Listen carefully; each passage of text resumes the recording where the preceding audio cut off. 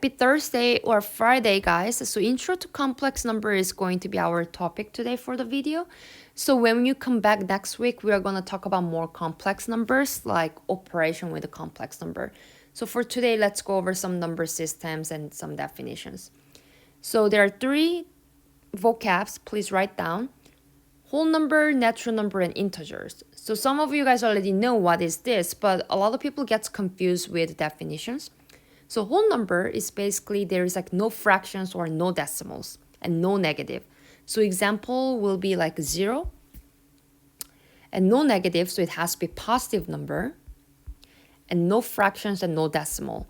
So something like this. Everything is whole number there. Okay, so no negative, everything is positive, no decimals, no fractions. We have something called natural number as well. It's coming from whole number. It's a set of whole number, but it starts from 1. So it starts from 1 and above. 1, 2, 3, 20, 100, 4,100, something like this. That's called natural number. So no fractions, no decimal, positive, but it starts from 1. Okay?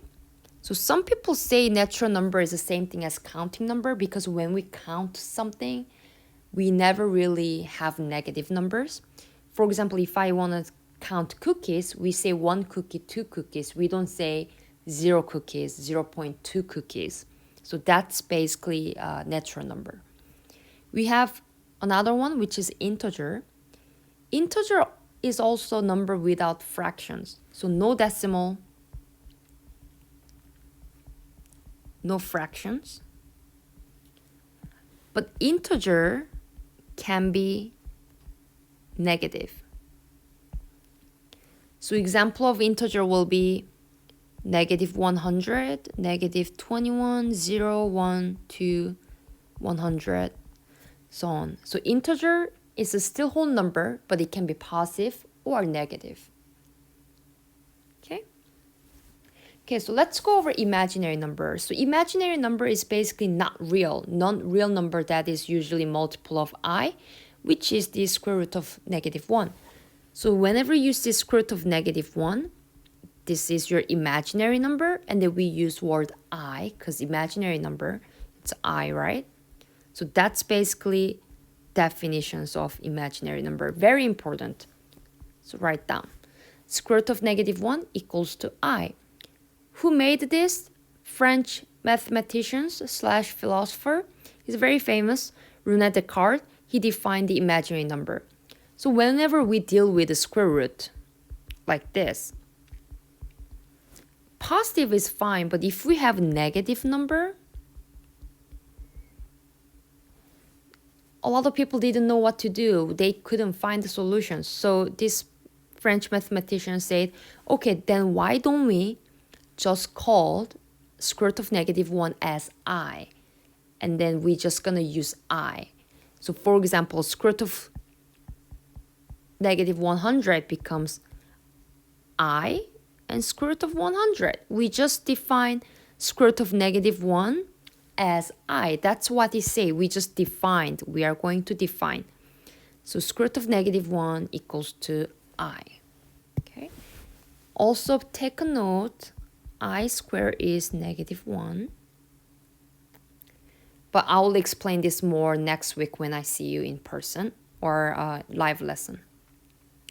So intro to complex number, you guys don't have to copy this paragraph. Just copy complex number vocab for just in case if it's going to appear on the test. So complex number is basically a combination of a real number and imaginary number. And the format is A plus BI. So A plus BI. A is always going to be real number part. Real number means like regular number, like 1 over 2, 0, 5, 7, negative 1. B is your imaginary part. Okay? So complex number is the largest set of number that we are going to work in mathematics. So basically, complex number include everything, like real number, imaginary number, integers, whole number, fractions, everything. So let's look at the number system. You guys do not have to copy this. I'm just going to explain. So the number system, or maybe let's go here. So this is number system. I think this is more organized than my handwriting. So this is number system. You guys can Google it. You guys don't have to copy this. I just want you to understand. If you want to copy, that's fine. So complex number is basically everything. It's like Nevada. It's like state. Complex number is big country, big state. And inside of this state, we have Las Vegas, Carson City, Reno, and so on, right? So inside of complex number, we have something called real number and non-real, which is imaginary number. So inside of the real number, we have rational number. Rational number is basically fractions, any fractions. Integer can be negative, positive, or zero. Whole number, and then we have natural number. We also have irrational number, which we will talk about later more, but all the pi, square root, those are irrational number. And then the other side, we have complex number, and we have a pure imaginary number with I. So those are just basic number system. Okay? So let's go over 3 examples and we are done. Some example right here. So whenever I have square root and the negative inside, I know I have complex number. It looks complex already. So what is the square root of negative 16? I am going to rewrite this as negative 1 times 16, right? If I rewrite this one, it's going to be square root of negative 1 times square root of 16. I know this is my perfect square. So square root of 16 is 4, but square root of negative 1, this is my I, imaginary number. So times I, so it's just 4I. Okay? Because square root of 16 is 4, and square root of negative 1 is I. We made rule, right? Whenever we see square root of negative 1, we just say I. We're just going to say I. So we don't have square root of negative 1, but we use I. Next one, I have a square root of negative 70. This is negative 1 times 70. Like this. Same thing. I'm just going to copy square root of 70. But this part is my imaginary part, which is I. So square root of 70, I, that's it.